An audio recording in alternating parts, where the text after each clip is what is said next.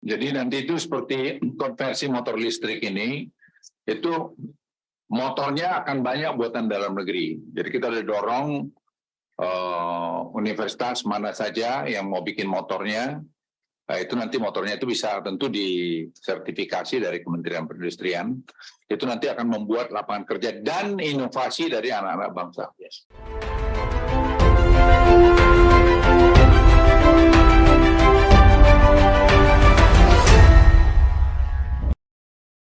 Pemerintah telah resmi mengumumkan subsidi atau insentif mobil listrik sebesar 7 juta untuk 200.000 motor baru dan 50.000 motor konversi. Menteri Koordinator Bidang Kemaritiman dan Investasi Luhut Binsar Panjaitan mengatakan, subsidi diberikan untuk meningkatkan keterjangkauan harga dan daya beli masyarakat terhadap kendaraan listrik, serta memacu perkembangan industri otomotif energi baru.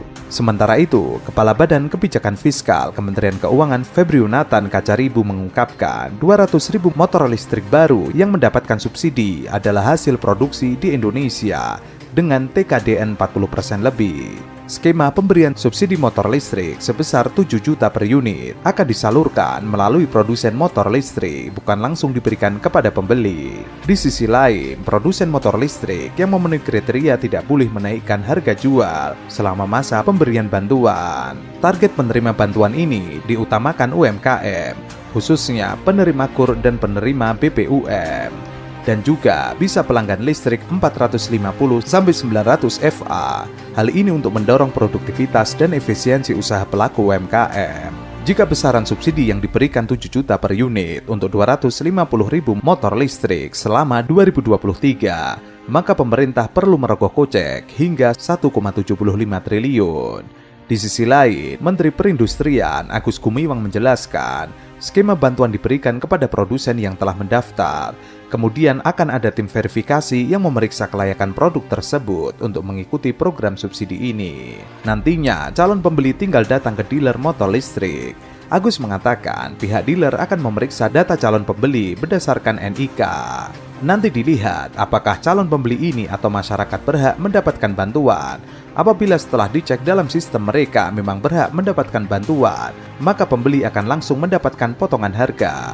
Kemudian, dealer akan memasukkan data sesuai prosedur untuk mengajukan klaim insentif ke Himbara. Setelah itu, Himbara akan memeriksa kelengkapan. Di mana kami pada tahun 2023 mengusulkan pemberian bantuan pemerintah terhadap pembelian sepeda motor EV itu sebesar atau sebanyak 200.000 unit. Menanggapi hal tersebut, anggota Komisi 7 DPR RI Mulyanto mengatakan, rencana pemerintah ini sama sekali belum dibahas dalam rapat kerja bersama dengan DPR RI. Rencana ini belum mengajak Komisi 7 DPR RI untuk membahasnya dalam rapat. Seharusnya hal-hal penting seperti ini mitra membahas terlebih dahulu dengan DPR. Legislator fraksi PKS DPR RI ini meminta pemerintah prihatin dengan kondisi ekonomi negara, terutama APBN yang terseo akibat pandemi COVID-19.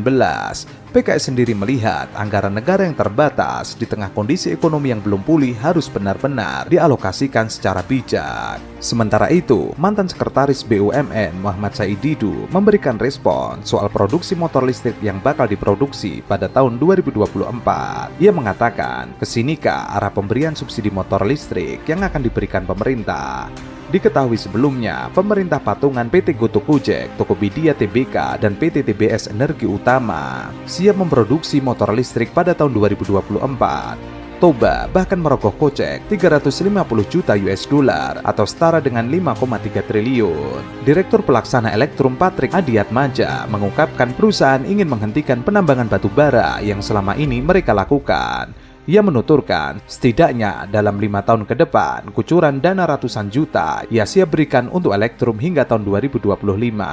Sebelumnya diberitakan, perusahaan patungan PT Gotoh Gojek Tokopedia dan PT TBS Energi Utama menargetkan bisa memasok 2 juta unit motor listrik untuk kebutuhan di dalam negeri. Ambisi ini didorong oleh komitmen pengurangan emisi karbon di tengah naiknya harga bahan bakar fosil. PT Toba mengaku optimis dengan rencana perusahaan patungan ini dalam menghadapi tantangan perubahan iklim. Belum lama ini, Elektro menjalin kerjasama dengan Pertamina dan Gogoro, perusahaan energi dan produsen kendaraan listrik asal Taiwan. Kerjasama dilakukan dalam rangka peningkatan infrastruktur kendaraan listrik di Indonesia dan komitmen memasok kendaraan listrik untuk Gojek. Kolaborasi ini lantas melibatkan motor listrik gesit milik Wika Industri Manufaktur. Elektro sejauh ini telah mengoperasikan 13 stasiun penukaran baterai di Jakarta dan telah memasok 300 motor listrik. Adopsi kendaraan listrik dalam ekosistem Gojek berjalan dengan cepat. Gojek tercatat memiliki 2 juta mitra ojek motor maupun mobil pada 2021. Dua kendaraan tersebut menjadi pendukung mobilitas utama di Indonesia, dan kebijakan kenaikan BBM subsidi belum lama ini diperkirakan akan berdampak signifikan bagi masyarakat.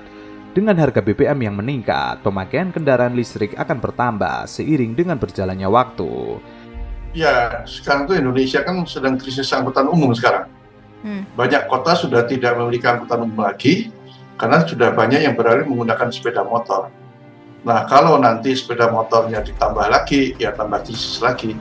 Artinya bagaimana caranya dengan 5 triliun itu untuk menuntaskan, setidaknya untuk membenahi public transport di Indonesia.